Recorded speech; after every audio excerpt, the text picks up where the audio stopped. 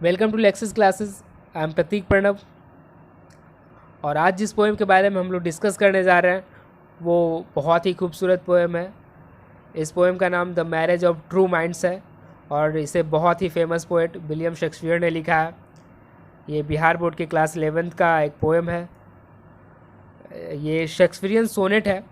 मैंने पिछले वीडियो में सोनेट के बारे में जिक्र किया था कि ये 14 लाइन्स का पोएम होता है और उस वक्त मैं जॉन मिल्टन का पेट्रार्गन सोनेट को डिस्कस किया था। अब बात करें विलियम शेक्सपियर की तो इनका जन्म 1564 ईस्वी में हुआ था। ये इंग्लैंड के रहने वाले थे और ऐसा माना जाता है कि ये बहुत ही टैलेंटेड थे। ये great poet, dramatist, actor, play right और ग्रेटेस्ट राइटर भी थे। इन्हें इंग्लैंड का नेशनल पोएट भी कहा जाता था। इनका नाम एक तरह से उपाधि के रूप में लिया जा सकता है। क्या आप लोग बता सकते हैं कि शेक्सपियर ऑफ इंडिया किन्हें कहा जाता है? कमेंट बॉक्स में कमेंट करके बताएं। अब बात करें सोनेट के लिखे जाने की तो सबसे ज़्यादा सोनेट लिखे जाने का क्रेडिट शेक्सपियर को ही जाता है। इन्होंने कुल 154 सोनेट लिखे हैं। हालांकि इन सोनेट्स को वे कभी जीते जी पब्लिश नहीं करवाया। इनके मरने के बाद सारे सोनेट पब्लिश किए गए और इनके सारे सोनेट बहुत ही इंटरेस्टिंग होते हैं और ये सोनेट्स हमारे अंडर ग्रेजुएशन के सिलेबस में है और मैं बहुत जल्द अंडर ग्रेजुएशन के सिलेबस का एक प्लेलिस्ट बनाने जा रहा हूँ। आज हम लोग जिस सोनेट के बारे में पढ़ने जा रहे हैं वो शेक्सपियर का 154 सोनेट में से 116वां सोनेट है। इन्होंने बहुत सारे ड्रामा भी लिखा है और इनके प्लेज इतने अच्छे होते थे कि हमारे बॉलीवुड डायरेक्टर भी इनके प्लेज पे आधारित बहुत सारे फिल्म बना चुके हैं। जैसे मैं अगर कुछ प्लेज की बात करूं जिस पे मूवी बन चुकी है और आपको देखनी चाहिए तो वो इस प्रकार है। इनका एक प्ले ओथेलो जिस पे ओमकारा नाम की मूवी है। फिर मैकबेथ पे आधारित मकबूल मूवी है जो काफ़ी अच्छी मूवी है, इसमें इरफान खान है। फिर हैमलेट पर आधारित हैदर है और इनका एक प्ले रोमियो एंड जूलियट, इस पर तो एक नहीं बल्कि 4 फिल्म बन चुकी है। जैसे क़यामत से क़यामत तक, एक दूजे के लिए, रामलीला और इशकज़ादे, ये सभी हैं। इस पोएम में शेक्सपियर ने बताया है कि सच्चे प्यार का नेचर कैसा होता है। तो हम लोग पोएम की लाइन पे आते हैं। तो ये फर्स्ट लाइन है,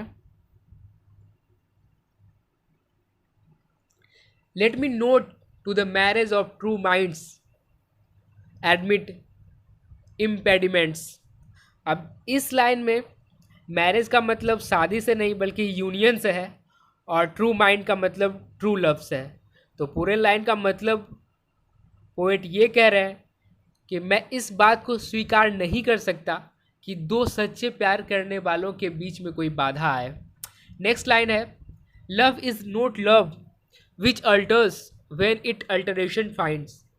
वो प्यार प्यार नहीं है जो बदलाव देखकर खुद बदल जाए। कहने का मतलब अब दो प्यार करने वाले में से अगर एक के बिहेवियर में थोड़ा बदलाव देखने को मिले तो दूसरा भी उस बदलाव देखकर बदल जाए तो वो प्यार नहीं हो सकता। Or bends with the remover to remove, और उस प्यार को अलग करने वाले लोग दोनों के बीच में आ जाए और दोनों को अलग होना पड़े तो शेक्सपियर के अनुसार वो भी प्यार नहीं है। Oh no, it is an ever fixed mark. अब पोएट ये बता रहे हैं कि एक्चुअल में प्यार कैसा होता है। अब पोएट यहाँ प्यार को आसमान के ध्रुव तारे से तुलना कर रहे हैं कि यह तो एक तरह का स्थित चिन्ह जैसा है, दैट लुक्स ऑन टेम्पेस्ट्स।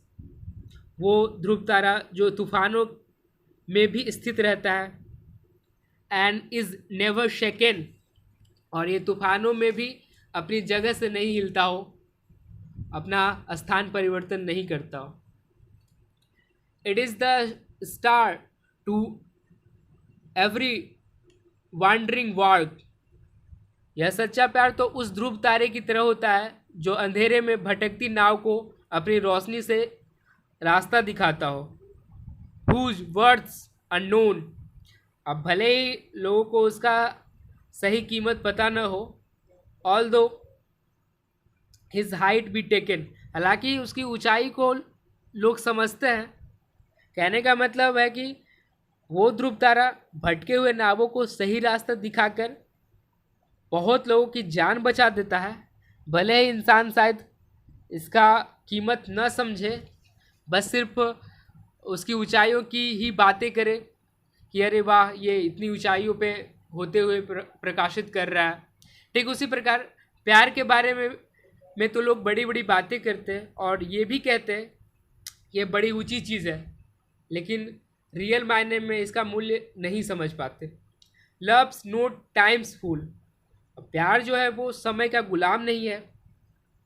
दो rosy lips and cheeks within his bending sickle's compass come, भले ही वे अपने काल चक्र में गुलाबी होठों और गालों को झुर्रियाँ लाकर उसे बर्बाद कर देता हो। अब यहाँ समय की बात कही जा रही है कि भले ही वो समय अपने कालचक्र में गुलाबी होठों और गालों में झुर्रियाँ लाकर उसे बर्बाद कर देता है। कहने का मतलब कि समय भले ही बहुत ही शक्तिशाली हो और किसी इंसान के उम्र के अनुसार उसके शरीर को बर्बाद कर दे, लेकिन इतना भी शक्तिशाली नहीं है कि ये प्यार के अस्तित्व को मिटा सके।